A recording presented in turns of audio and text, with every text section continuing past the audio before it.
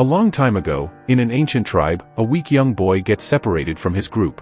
He has never received any training, yet he's suddenly forced to face deadly creatures, mutated beasts that don't think twice before killing. The adventure begins in the Stone Age era, a time when humans survived by hunting together. There was no technology, no development, and civilization was just beginning to grow. Humans were slowly evolving beyond early Homo sapiens and learning that coordinated hunting was the key to survival. We're shown a tribe with many people, led by a man named Tua. He examines animal droppings to track where they went, as his entire group is out to hunt dangerous animals for food. They haven't eaten in weeks, so the hunt is now a necessity. Tua quickly prepares his team to move forward and attack. They cover their bodies with mud so the animals won't notice them and quietly advance with sharp spears. After traveling for a long time, they finally spot a massive herd of yak with huge, sharp horns. Usually, such yaks are found in mountainous areas. Tua and his team lie down and crawl forward carefully because if the herd senses them, they'll flee. Everyone focuses ahead while Tua signals when to move and when to freeze. The animals are busy grazing, giving the hunters the perfect chance to strike. The focus is so intense that ants crawl onto their hands and bite them, but they quietly swallow the ants to avoid making noise. Finally, Tua gives the signal to attack. The hunters rush toward the herd with their spears, but the huge yaks don't run away. They charge back, ready to fight for their lives. On one side was the massive herd of yaks, and on the other were the early humans who had only just begun to develop. No one knew who would survive this clash, because those yaks were huge. One hit from their sharp horns could kill a person instantly. After running for a long time and getting close, Tua quickly signaled his team, and they threw their sharp spears. But they released them just moments before reaching the herd. It later became clear that this was part of their strategy. The spears landed right in front of the yaks, forcing the entire herd to change direction. Tua's plan was not to fight them head-on but to redirect them toward the cliff so they would fall off. And that's exactly what happened. Most of the herd, unable to stop on the narrow path, tumbled down the mountain. Their speed was too much for them to control. But a few yaks realized what was happening and quickly turned away. One of them, furious, charged straight at a young member named Koda, who was Tua's son. Koda had just started training and had no idea how to handle such danger. The enraged yak rushed at him, and Koda froze in fear. Within seconds, the yak struck him so hard that he flipped backward and fell. Tua and the other tribe members tried to help, but the yak didn't give them a chance. It kept attacking with its sharp horns, and eventually Koda got caught on one of them. The beast then tried to toss him off the cliff. Tua threw his spear to save his son, but it was too late. The yak hurled Koda over the edge. The creature ran off, but the tribe rushed to save the boy. For a moment, Koda managed to grab onto a rock, but he was too weak and slipped again. Everything was new to him. He didn't know what to do in such a deadly situation. The poor boy kept falling further down. Tua wanted to climb down to rescue him, but the others held him back, telling him that no one had ever survived such a fall. Tua was devastated. He had lost his son at such a young age. The tribe tried to comfort him as he called out to Koda again and again for a long time, hoping for a response. They didn't know if Koda was alive or not. Eventually, they received confirmation. Koda was gone. The tribe performed a ritual to honor his spirit, while Tua blamed himself for bringing his son into such danger. His training wasn't even complete, but they had no choice except to move forward. Tua left with his team, unaware that some time later we would see Koda lying unconscious on a narrow ledge of the mountain, still alive. A large carnivorous bird landed on him and tried to eat him, but the moment it lifted him slightly, Koda woke up and immediately fought it off, throwing the bird down the cliff. That's when he realized he wasn't dead, but trapped in an even more dangerous place. His leg was broken, his body badly injured, and he had no idea where he was. He shouted for help, but no one knew he was there. His tribe had assumed he died and had already left. Now Koda had to face the journey alone, unsure if he would survive or ever return. Stuck high on the deadly cliffs, even a small mistake could cost him his life. His leg was completely broken, leaving only his arms strong enough to support him. He knew no one was coming to save him. If he stayed there, the vultures circling above would eventually eat him alive. So he gathered his courage and slowly began climbing down the mountainside. His arms took tremendous pressure as he descended, but he pushed through the pain. At one point, he got completely stuck with no clear way down. To make things worse, dark clouds gathered and it began to rain heavily. The rocks became slippery, and his grip started to loosen. As if he wasn't already in danger, now the weather was threatening to kill him too. Then Koda noticed something below. The rainwater was filling the rocky area beneath him. If he waited long enough for the water level to rise, he might be able to jump and survive. All he had to do was hold on. He tried desperately to keep his grip, and when he felt the water had risen high enough, he let go. Kota fell straight down, but thankfully he didn't hit any sharp rocks and landed safely in the water. The strong currents carried him away, and he had no idea where he was going. After some time, he opened his eyes to find himself in a muddy area. When he tried to stand, pain shot through his broken leg, he could barely walk. Thirsty and exhausted, he drank dirty water from a puddle, knowing it might make him sick but having no other choice. When he examined his leg, he realized it was swollen and the bone was misaligned. He couldn't walk unless he fixed it. So, gathering all his courage, he placed his broken leg between two rocks to straighten it. The pain was unbearable, but Kota somehow managed to straighten his twisted bone. At least now he could walk, and he tied a wooden stick to his leg for support. Slowly, he made his way across the mountain range back toward the place where his tribe had been hunting. After a long, painful climb, he finally reached the edge from which he had fallen. He saw a small pile of stones there, stones placed as a memorial for someone who has died. It confirmed that his father and the rest of the tribe believed he was dead and would never return. Frustrated and heartbroken, Kota began striking the stones. He didn't know the way back home, nor did he know how he would survive in this wild environment full of dangerous creatures. As he struggled with his frustration, he suddenly heard something behind him: wolves. A whole pack was watching him from a distance, preparing to attack. Knowing they would come for him, Kota limped toward a dry tree and tried to climb it. The wolves charged at full speed, trying to drag him down. One of them even grabbed his leg and tried to pull him off, but Kota had a sharp weapon. He struck the wolf, injuring it and causing it to fall. He climbed up the tree and decided to stay there until the danger passed. Night had fully arrived. In such a deadly situation, if a pack of wolves surrounds you, how do you survive? And what are their weaknesses? First, never make the mistake of running. Wolves are much faster than humans. Every animal has a hunting pattern, and if you disrupt it, you can escape. Strange, loud noises can confuse or scare them. Never turn your back on wolves, they strike when you're most vulnerable. Find higher ground, just as Kota did. Wolves don't understand how to reach a hunter who is out of their pattern. And if one still tries to attack you, always protect your neck, because most predators aim directly for the throat. Use your hands, a backpack, or anything you can to block them. If you have a stick or any tool, strike them to keep them away. Remember, if you manage to injure or kill even one wolf in the pack, the rest will usually panic and run. Something similar happens with Kota. He spends the entire night waiting in the tree, and when morning comes, he sees that all the wolves have left except the one that attacked him. That wolf is lying injured on the ground, barely clinging to life. Kota climbs down cautiously, making sure it won't attack. Holding his weapon tightly, he prepares to finish the wolf off, but when he gets closer, he realizes the animal is already too wounded to fight. Seeing it helpless, Kota feels pity. He has never hunted on his own before. It was always his father and the other tribe members who killed animals and shared the food with him. So for the first time, he decides to help instead of harm. When he tries to touch the wolf, it growls, assuming Kota is about to kill it. Kota worries the wolf might bite him while he's trying to heal it, so he carefully ties its snout with whatever he can find to keep its mouth shut. Then he picks up the injured wolf in his arms and carries it to a nearby river.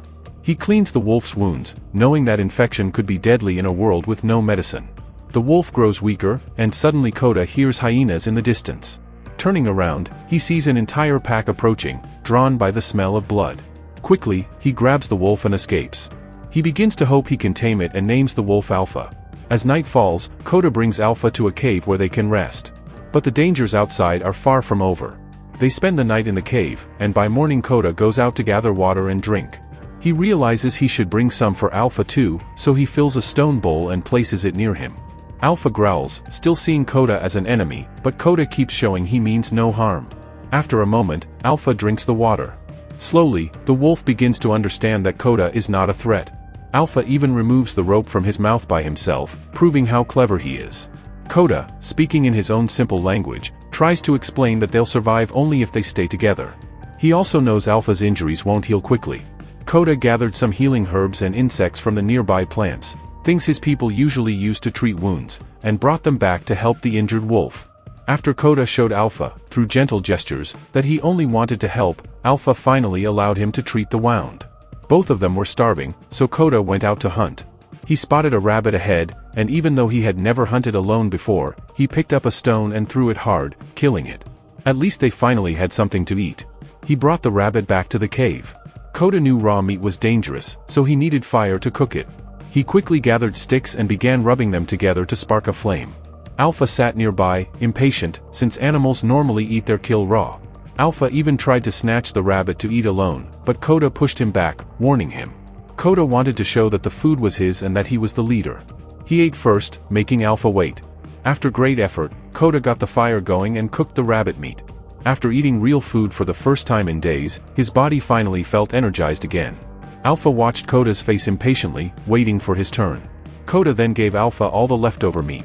Alpha had no choice but to eat what he was given. After filling his stomach, Koda sat quietly and Alpha came to sit beside him. From that moment, a bond of trust began to grow between them. Their wounds slowly healed, and they were almost ready to continue their journey the next day. Koda knew the freezing season was returning soon, and both of them needed to separate and return to their families. He tried signaling to Alpha that he had to leave. But Alpha refused to move from his spot. No matter what Koda did, the wolf wouldn't leave. So Koda decided to go alone. When he walked ahead, Alpha followed right behind him. The wolf clearly wanted to travel with him now. Their bond had become strong, even though Alpha was still a wild animal. Alpha felt safe with Koda, so he stayed close. Koda tried scaring him away multiple times, even throwing sticks at him, but Alpha didn't get intimidated. Instead, he kept bringing the thrown sticks back, as if he wanted to play. After all this, Koda finally accepted that continuing with Alpha was the best option. At least he wouldn't be alone and would have help staying alive. A little farther ahead, Alpha suddenly perked his ears and stared intensely.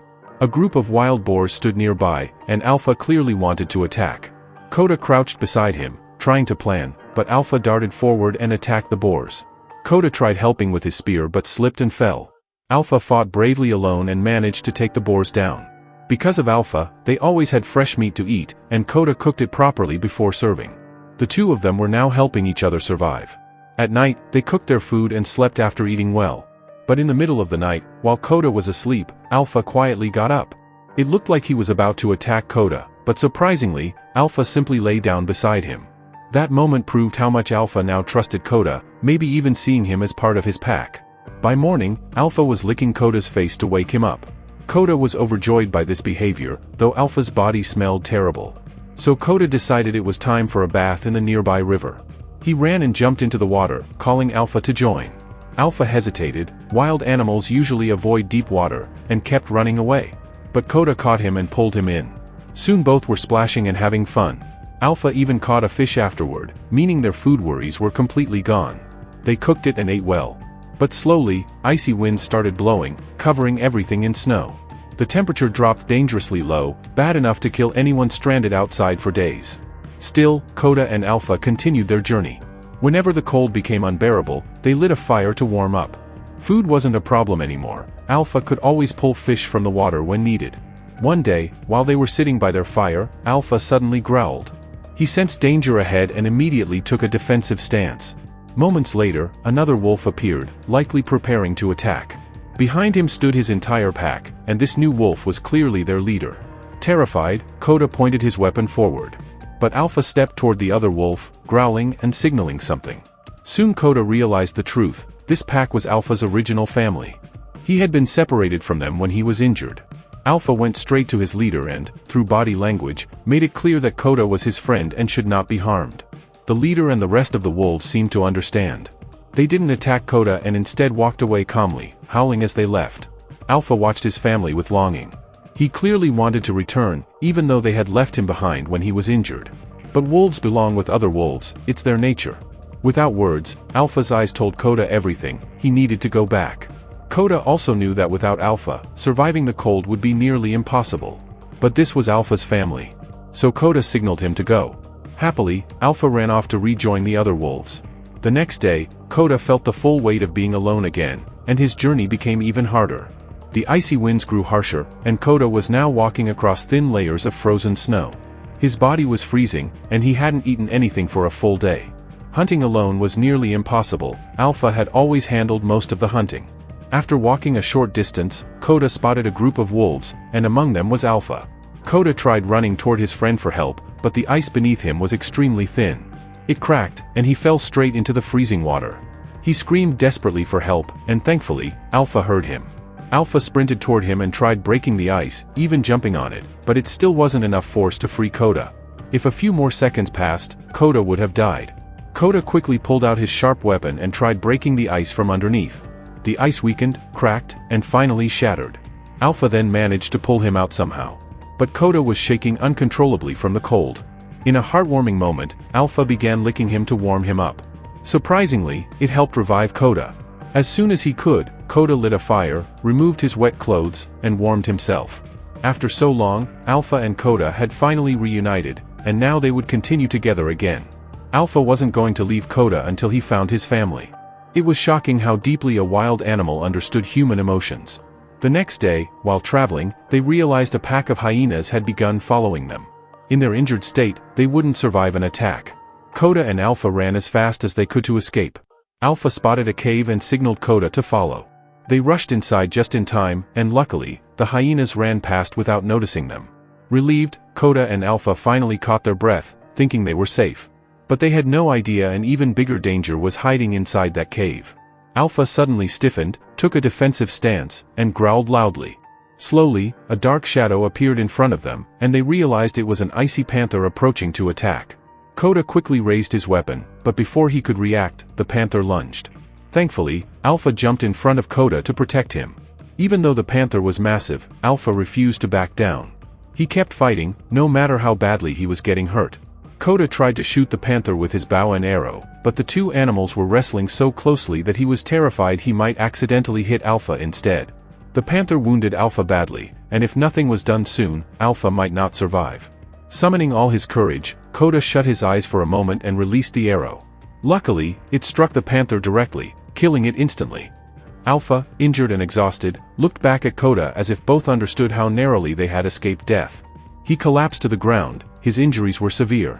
Koda cared for him tenderly and reassured him that they were close to reaching his tribe, but they still needed to survive the coming snowstorm. After resting overnight in the cave, they set out again toward their destination. The temperature had dropped even further, and the blizzard continued to intensify. Their pace slowed drastically, especially Alpha's. His wounds from the panther fight burned with every step, and soon he collapsed because his body simply couldn't keep going. Koda rushed to him, lifted him as best as he could, and kept walking. They crossed mountains, traveled for hours, stopping whenever they couldn't move anymore, sleeping wherever they fell. Through this entire journey, a bond formed between them that would never break, whether they lived or died. But Koda refused to give up. Carrying Alpha on his shoulders, he kept going forward, step by painful step. At one point, he sees several stones arranged in a familiar pattern, and he remembers that his tribe used to make these to honor those who had died. That meant his people had to be nearby.